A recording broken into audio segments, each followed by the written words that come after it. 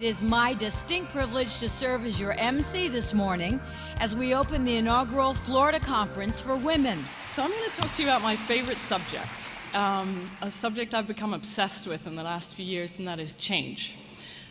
Change was the word of the year last year. I think it's probably going to be the word of the decade.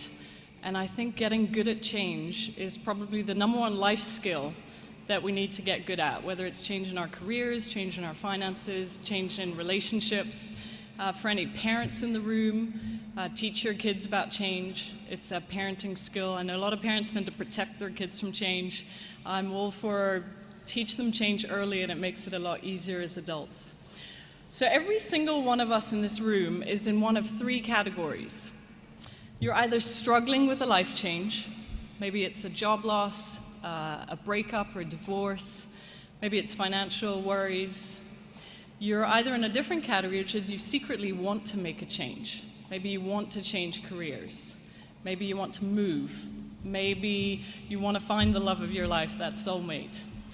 And then there's another category of people that are helping other people through a change. Maybe it's a health diagnosis of a parent or a loved one, or maybe a friend that's planning a wedding. And then there's a whole other category that someone reminded me of, which is there's some people there who are like, I'm just waiting for someone else to change. So quick show of hands, who's in the first one? Who is struggling with a life change? Okay.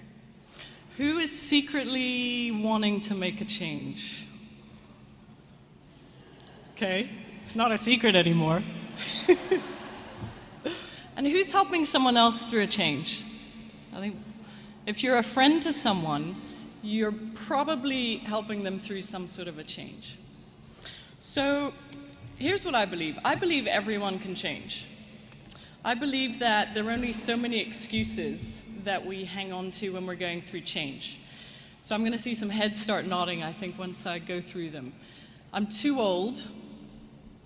I'm too young. Someone's going to be upset. It's not my nature. It's going to be painful. It's going to take time.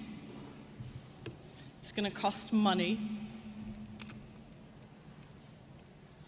Someone's going to disapprove. It's too late. That's another one I hear a lot. Or I just don't know where to start. So today at this wonderful conference is the place that you get to really let go of some of those excuses. First of all, identify the one that has been holding you back the most. But really sort of going, you know what, the I'm too old, that's my excuse consistently. So just allow this day to be the place where you identify that excuse, you bring it out of your blind spot where you can see it loud and clear.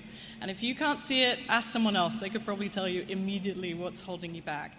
But at this place is where you get to get the life you want and not the excuses that you want. So for me, a few years ago, at the humble age of 31, there were quite a few things I needed to change, actually, and there was quite a few excuses that I personally needed to let go. So I was going to share a little bit more of a personal story today and just show you sort of how I navigated through a lot of those changes, what I feel we really as women need to sort of do, think, feel, believe to really get those changes that we keep on coming up against, but that we secretly really want and deserve. So I wanted to get out of the corporate world. I wanted to break off a relationship that I knew was totally wrong for me. I wanted to start a business that I thought at some point I would do in my life. I didn't know when. And the key factor there is I wanted whatever my work to make a difference in people's lives. I had these big jobs, but I felt completely unfulfilled, and there was no real meaning attached to it. On top of that, I wanted to write a book. I wanted to lose some weight. I had about 25, 30 pounds on me, more than I had now. And I really, bottom line, just wanted to listen to that inner microphone and that inner voice that if you woke up this morning, it probably woke up with you. So the inner microphone sounds like this. Ariane, you're in the wrong job. Got it? Or Ariane, the guy you're sleeping with, wrong guy. Okay, that's the microphone. We all have it. And for most of us, what we do is the way that we get through our day and our life is we have to turn that microphone off. Because to listen to that involves such dramatic change sometimes, and it involves work, and it involves consequences. But that's what I wanted to do. I wanted to finally wake up in the morning and stop doing that reflex of, I've got to turn this microphone off. So the job I had was pretty big, the last one. I was managing director of a $500 million fund for Time Warner at the age of 28. Don't ask me how I got there. But you know, the real thing with that job was I was at the top of a very high ladder, and it was the wrong ladder, and it was leaning up against the wrong wall. So I don't know if you have ever had that feeling or you have that feeling now, but it was certainly the job that everyone expected me to be very happy with, but it was the wrong ladder. I certainly didn't feel any sense of contribution in what I was doing. I wasn't pursuing a passion, and I certainly wasn't being creative in any way. No one had ever told me that I was an entrepreneur. No one had ever told me that I was creative. I had been tattooed that I was the business person. I had the Stanford MBA, I had all those external things, and I was told that I was this certain thing. And I started living a life according to what other people had told me that I was.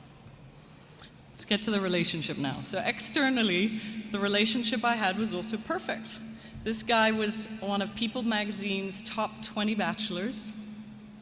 He looked great on paper, he looked great in person, but I knew pretty much from the first date, because that's when your intuition is the strongest, that this person was not the person that had a soul connection with me or a spiritual connection, or my intuition was very clear that it was the wrong person, and yet I still spent a couple of years of my life with this man.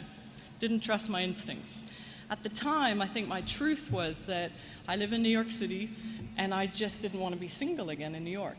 So sometimes we make decisions against our inner truth because we'd rather not have another situation, which is also painful. As for starting the business, so I had this idea to help people through life changes. Everyone I was meeting was going through a change. I had grown up in 6 countries, gone to 7 schools, gone through a lot of change myself, personally, professionally. And, you know, I'd always sort of thought, well, why isn't there a company that helps people through change? Why isn't there a place where their only mission is to just make change easier for people? But again, I hadn't seen myself as ever starting a business, so I kind of put that aside. Then there was the weight issue. There was a lot of changes, and I think a lot of us have sort of more than one change, so I'm just going to share them all with you. I had the weight issue. I'd been very heavy during my teens, felt pretty unattractive, and I just sort of struggled to stay on track. And what I realized was that my weight was a lot more emotional weight than physical weight. I'd been a vegetarian since I was 12, I was an athlete, but I was eating emotions. So I had 5 pounds of guilt, I had 10 pounds of unforgiveness, I had, 5 pounds probably of anger in there. But those were the emotions, and as I moved through those emotions, which were a lot directed towards myself, that's when the weight actually sort of very easily started falling off me. So I think Gloria Steinem put it best. This is probably one of my favorite quotes. To start making a change in your life, you have to get honest with yourself. And she has this lovely quote that says, "The truth will set you free, but first it will piss you off." This one really pissed me off, believe me.